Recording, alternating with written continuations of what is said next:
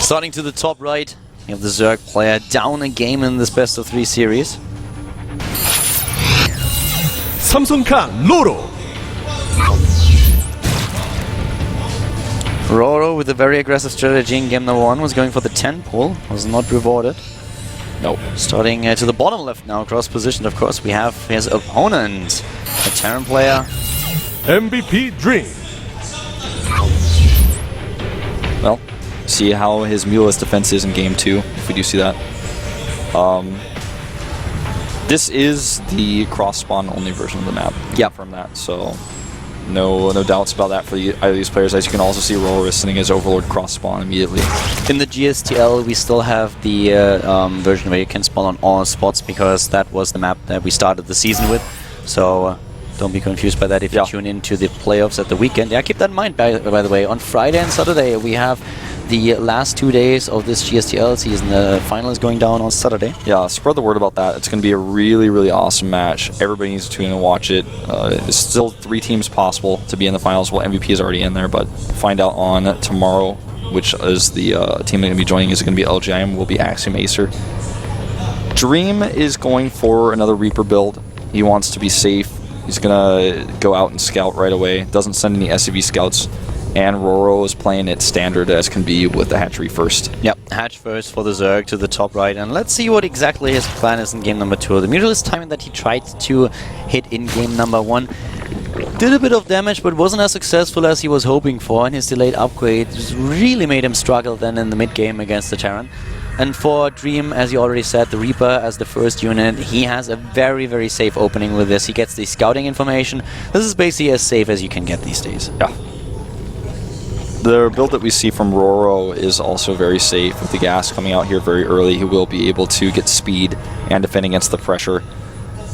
First Reaper will maybe, with this timing, be able to kill a drone or at least force an extractor or a spore cancel, but I doubt it. He just he wants to see how much gas is being mined, and he's going to try to come back in if he can.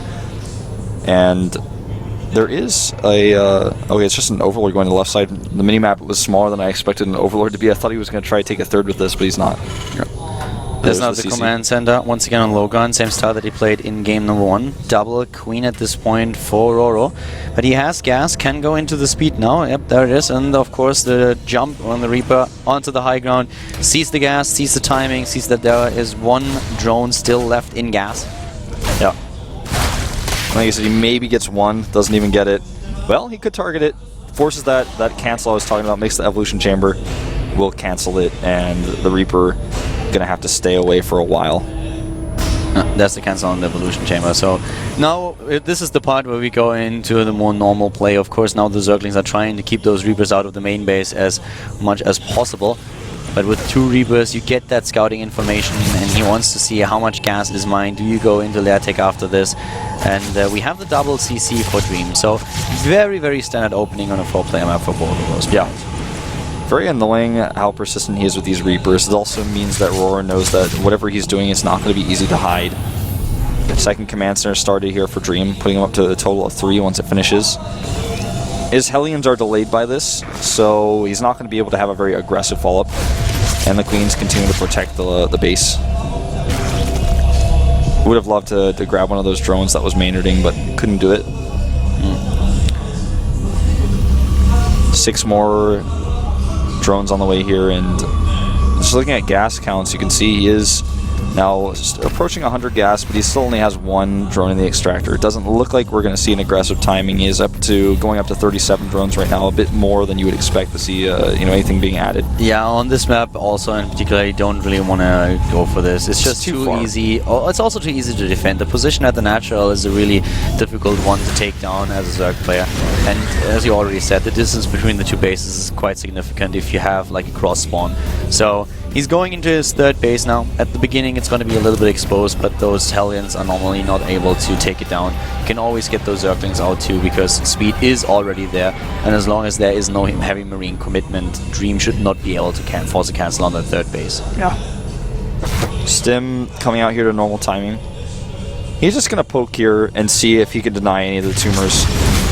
attacks the queen just a little bit and forces her back. The extra queens are important here. With the extra queens, he can not only then just... well, this is a great Zergling's position. coming in, but the position at the mineral patch is exactly what Dream wants. So he can take down a few of the 8 points, but not going to do too much. But as I said, extra queens are going to be really important for him here, so that he can spread the creep a little bit faster and also save the space. Nice round here. Takes down 3 of those Hellions in total. Good job. Yeah, that really messed up Dream's micro there. He was able to kill some of those Hellions. I was actually about to say that Dream was reacting really fast here when he saw that those additional Hellions were coming in from the side and tried to save them, but the Zerglings were a little bit faster than he was. Yeah. You know, even these Hellions are good, even though they don't do direct damage, in that he forces RorO to make so many Zerglings before those queens were ready, so that that's less drones he can make. That's a lot of larvae used. Double upgrades started now for RorO, and Dream has his started just literally maybe 3 seconds later, so very even upgrades, but to be even in upgrades as a Zerg player is quite important. He's going to kill this Overlord with the mines. Very interesting usage there. That's the only source of anti-air he has with this composition. But that's actually a cool move, and that supply blocks RorO. Yeah, I mean, every little thing can start to add up. I actually like that a lot. It also takes the vision away. He doesn't know where the army is anymore. That was pretty cool what he just did there. So the Zerglings are just trying to knock at the front door and have a bit of a look if there is some kind of wall in. Their tech, of course, now halfway done. And more importantly, we still have those units in the middle of the map, and if they catch the Zerglings, that will take away a lot of the scouting opportunities that RorO has. Yeah. L+1/+1 now on the tap for both of these players. Third base also going down for Dream, trying to immediately saturate that, and the bunker at the front like it. We talked about this in game number 1 already. Always very important to have a bit of a defense here at the exposed third base. That's true not only for Newkirk, but also for Star Station. Yeah, it's we cannot stress enough how important these placements are when we're dealing with run-bys. Baneling Nest here, coming down as late as possible. We wanted to save it until the last second. This is really important because that's 3 mules. He doesn't kill the mules, but he denies their mining, and every second counts for a mule. So even just little things like this can actually change the income of Dream quite drastically. Great timing that he used here. That base was pretty exposed at this point. The bunker wasn't ready. There were no units over there. So that was well done. Yeah, I mean, if he goes over there and it happens to be the opposite case, then he can just walk away. He doesn't have to commit. So we see RorO going into the same style that he used in game number 1, but this time without the 10 rule. So with the normal opening, and that gives him a better economy and will help him. You see that the tech is a bit delayed. He doesn't have the Mutalisks out just yet. In game number 1 we had those Mutalisks already in the main base at 11-10. But now we have him with a very good economy. He's already on 3 bases, so he's not trying to hit this on 2. And that changes the timings, but the overall strategy is very much the same. And suddenly RorO is the one who's getting ahead in upgrades. He's going into +2/+2, whereas Dream has not started the second wave of upgrades yet. So it's going to be interesting to see how Dream will react to this situation. Yeah, great position here for the Hellions. He will lose them all, but he put them in a place where they were going to get the best trade possible. Yeah, getting a lot of hits here. Still no 2. There it is, the attack upgrade. And once again, Dream the one who wants to move in. The Queen off creep has no chance whatsoever and is taken out. Well done by Dream here. Saw an opportunity and took it. Takes down those. Wants to bait these into the Widow Mines. The Widow Mines were not bird. That was a slight mistake. But still... that's the problem when you have those Widow Mines next to each other. They're going to hit the same target, and then they will not do a lot of damage. That's why we talk about Widow Mine splits occasionally. Yeah, that's they become redundant sometimes. He wants these to target. He's not quite able to do it. But still, that was decent trades, except that was not. Everything else was okay. The last one was actually like a bit more difficult. 4th base now coming up for RorO, and he also has the first Mutalisk, so then he will be able to shut down the Medivac play. And he's going right away into the attack upgrades. I would not be surprised to see even more, but yep, Afterburners are down. Is just able to drop it. But he's distracting him a little bit, though, while he tries to get a new position over here on the edge of the creep. Dream's so good at his aggression. Yeah, but this time I actually like RorO's position a little bit more. Except that was a mistake. That was a huge mistake. Look at that supply block. Oh my god, that rally point. Yeah, this is going to cost him a lot of money and a lot of time. He had to start 4 Overlords here. Another drop goes down. He distracts him again. He needs to make sure he picks up at his other place, and he does. Didn't get to see it on screen. He does pick up most of those units and get away. Yeah. Dream with that supply block, that helped him so much. The bank is currently building here for the Zerg player as a result. The +2/+2 is nearly done, and then he has the lead here. He's going in and taking down those Medivacs. The Widow Mine's not getting shots off just yet, and all of those Marines, they don't stand a chance. Yeah. The Widowmine usage in this game is he's consistently using them. He's just not using them as well as he did in the previous game. He's not able to get those really crucial shots off. We talked about game 1 a lot. We talked about Dream's abilities to take down the 4th base, but look at this game. The 4th is established. Dream is the one who's trying to call the shots here, but RorO is in a really good spot. His 2-2 is done, and he is always moving in and forcing his opponent back. His 4th base is already mining. The drop there is good, Widowmine's but in the can drop. he take that out? Widowmine's here, the most important part, and poor shots. Yeah, poor shots, poor shots. and the medivac is down, so the situation for Dream is suddenly a very different one from game number 1. It's almost becoming a dire situation right now. I wonder why he doesn't just attack that 4th base by ground instead of trying to go to the north, because there's less creep over there. He can easily retreat into a better position. He keeps attacking the north, and it's not working out for him. He expects there to be a base there, maybe he can force cancel, but so far that has not been the case. Now it is. Oh, this could be great. RorO has actually a massive amount of drones here. He has 90 so far. At some point he will try to just get a few of those into Spines and Spores. That would help him. He's getting the Infestation Pit once again very early, but we talked about the advantage that the Terran player has here going into 3-3. Here comes the attack at the 4th that you were talking about, moving in. No splits by Dream this time. Very really poor splits. Very bad engagement for him. He's going to try to get some of these drones. But he gets only a few. He still, needs to target the hatch. He needs to target the hatchery down and kill it. He could take that down. He will. Because the Mutalisks are just occupied at the top, so he's actually getting this. He's taking down the 4th, and that is exactly what Dream needed. Even though he's behind in overall supply, he's going to have those 3-3 upgrades so much faster. Yeah, he's down for now, but that's going to change with his base being gone. The hatchery to the north is not quite ready. We don't even see Hive take yet, Wolf. Yeah, by the way, I'm really concerned about the creep spread to that hatchery to the north. RorO not really spreading his creep very much at all through this mid-game, and that's hurting his ground engagements, his land-based engagements quite a lot. Uh-oh, that 4th is very much exposed. Dream needs to rally units over there. There he goes. I think he sees it. He sees it now with the Zalnaga Watchtower. Here comes the Widowmine, a little bit late. He needs to protect this until it finishes into a planetary. So far, the Mutalisk not actually realizing the opportunity here. Turret is a little bit late. Yeah. He could target with the Banelings. You think he will? I guess he will. Yeah, he might, and I think he's going to do it. He's taking it out, bam, and the planetary gone. But we have a triple drop now suddenly in the main base. Yeah, there's a lot of Banelings here, though. He will defend this. Yeah, the Banelings, the most important part. He needs to afterburn those medivacs out. Good split. Forces the drop to the 3rd base again. Can take down a few additional units. Maybe even those Mutalisks that are moving in. The reinforcements are already Dream there. just needs to calm down and build up an army right now because he has this massive upgrade lead, but he can't use it if he doesn't have a big enough army. He lost his 4th, but continue to try to kill RorO's bases with these puny little drops is not going to win him this game anymore. He has to just get his forces together and hit hard with small armies on the map, not small drops, like little groups like this. This is the kind of thing that he can do. He has so many medevacs. He has 3-3 nearly completed. He has a lot of Widowmine support. If he fights directly, those are the fights he can take. If he fights with tiny little squads in one medevac, that's not going to turn the tide of this game for him. Again, he's hitting that 4th base and he's moving in, trying to take that out. We have to the 3rd of Dream. Another Zerg force moving in, though. And he might be able to snipe that orbital command. The Marines are having trouble dealing with the Zerglings alone, and the Muralists are just relentlessly hitting on that orbital. But here come those SCVs. Job well done, saves it for now, and the 4th is gone. Yeah. For RorO again. RorO once again has no 4th. And this army of medevacs is soon to be joined with Marines. Yeah, and it needs to be because there's so much Zerg moving in from every angle. We suddenly have, Mutalisks moving in, Zerglings, Banelings, and he's just able to save those medevacs, and that's the most important part. He has 10. Dream really just lives his life on the edge in this game. He's always throwing units at his opponent, keeping his army size and his entire supply so low.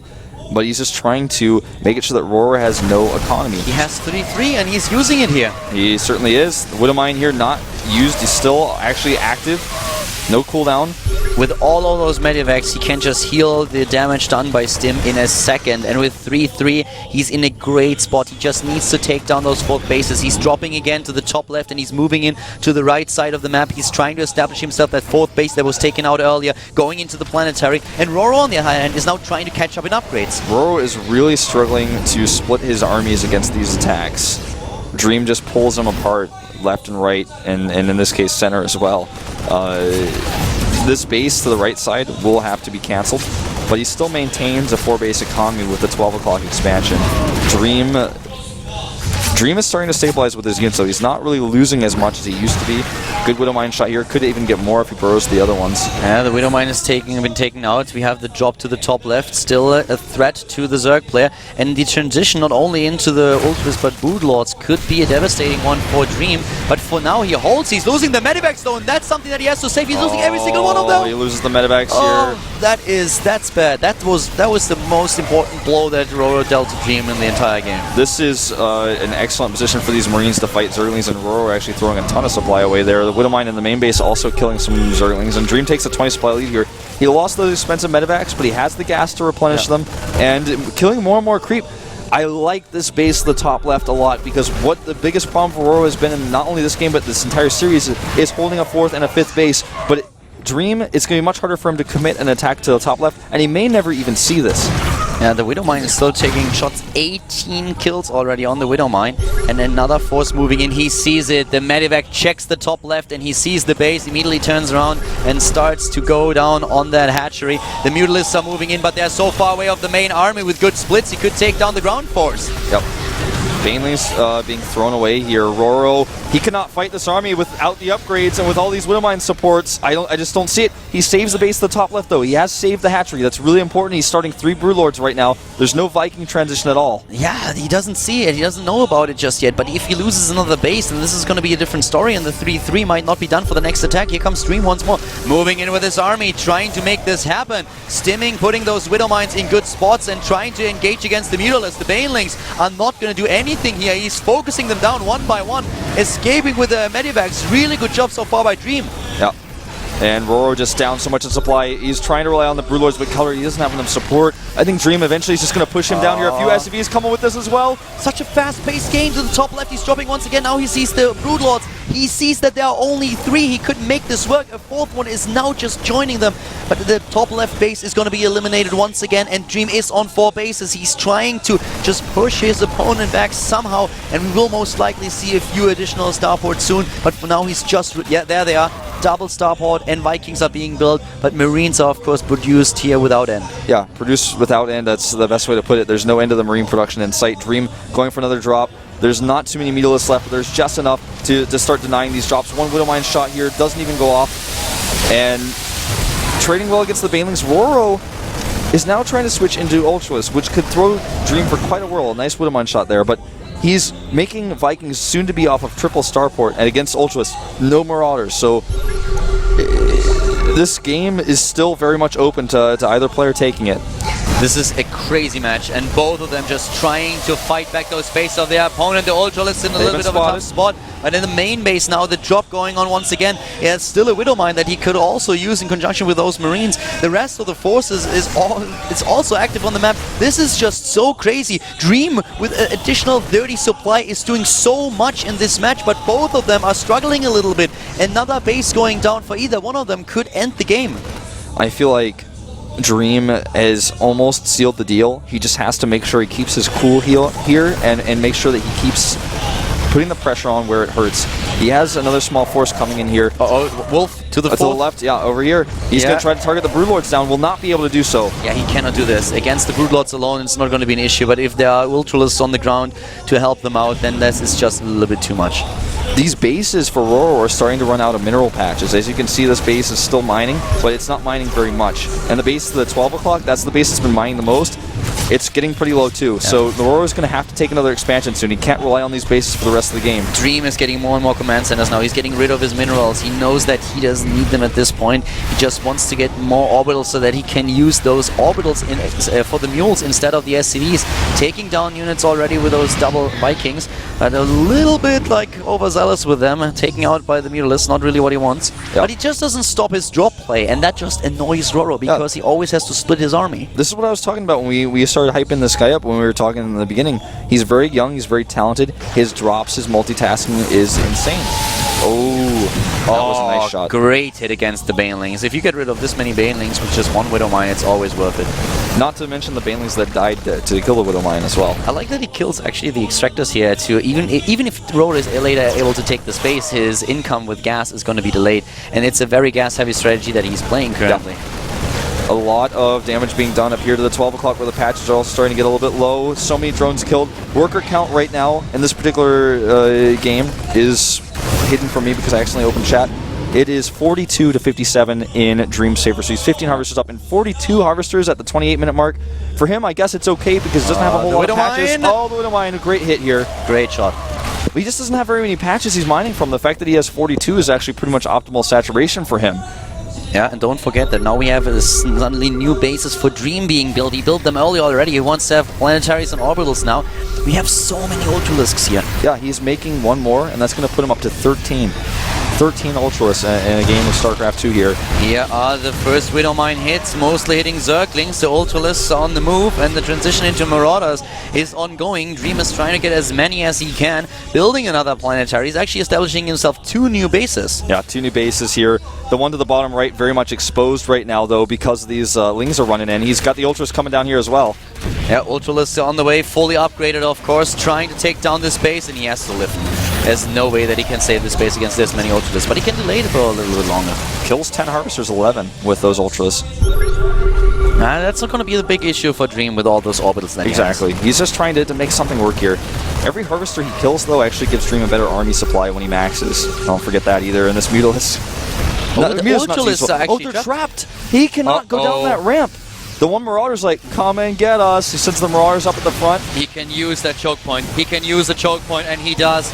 Oh my god, this could end the game potentially. To the left side, we have a repair, and the rest of Dream's units are moving in to take down those Ultras. He will be able to achieve that. At the bottom right, though, this is the big battle. Yeah, this is everything that RorO has trapped in a non-mining base. Everything he has. He lost his last Brewlord. The Planetary will kill last the Ultras. And RorO is going to be kited to death here. He cannot move away. He has to move into the choke point. Now he's just trying to do it, but he's losing so many hit points already. And there's a planetary finishing down there too, so if just maybe, which isn't going to happen, he kills his Bioforce, he's going to have to deal with the planetary down there too. Oh my god, Zerglings are running in right now, and this is the one chance that RorO has to move down, but he lost so many hit points here already, and he's losing even more. Dream is losing a lot still at the same supply. Yeah, but the reinforcements are moving in, and now he has Marauders again against the Ultralisks. There's just no support, no nothing. Yeah. Dream needs to get some mules dropped at his bases because he's running low on minerals, but he's going to kill the most expensive units of all here, the Ultralisks. They are running, they're trying to hide, but there's nowhere to run. Those Ultralisks at the bottom right, it was like a mouse in a trap. A very big mouse, granted, but still, he lost everything there, every single Ultralisk, and that was not a cost-efficient trade. And if he repairs now the planetary, he should be... No, not quite. A little bit too late on the repair there. Yeah, not with all the SCVs. He didn't really commit them on. But he's actually now chasing the Ultralisks away. Oh, what happened Overlords are going down. What happened to the command center at the bottom right? It was killed by Lings and a few Ultras. Ah, okay. I missed that. It was low on hit points. But to the main base and at every other base of RorO, we have more drops going down, and RorO just doesn't look good here anymore. He's 50 supply down. So many Ultras on low hit points as well. They're starting to fall here, and RorO, a valiant effort, but it's Dream who will advance. He can't even protect his Ultras, his Overlords from the Vikings. 32 minutes into the game, non-stop action and aggression. GG as Dream takes it with a 2-0 over RorO. Patient, calculated, insane drops, constant aggression. The drops just don't stop with this guy. The Iceman. The Iceman indeed. No mistakes here. Really well played. And RorO, just today, he wasn't a match for Dream. Impressive performance here. The former champion goes to the up and downs, and Dream will now play in the third round of the Challenger League. Dream may have his shot at Code S here. He's got to play against a tough opponent next, but I'm really impressed with him, and I have to say I did not expect Dream to bully RorO so much as he did. This guy is a GSL champion. Yeah. I'm looking at Dream right now. This guy's young. He has a lot of potential. MVP is a great team for him to be on. He's got so many practice partners he can work with. And I think if he just fixes a few of the problems in his play, I think he could actually definitely be a high-level Code S contender. I mean, right now, this was definitely a Code S level match that we just saw. That was definitely a Premier League material. So, very strong performance that we saw from Dream especially, but also RorO really put up a fight. This concludes the third best of 3 of the day. Of course, we have one more match left. It is Jakji, and he has to go up against Live. So, guys, we'll be back after 5 minutes with the last best of 3 here at the Challenger League for today. Stay tuned, and we'll be back in a few.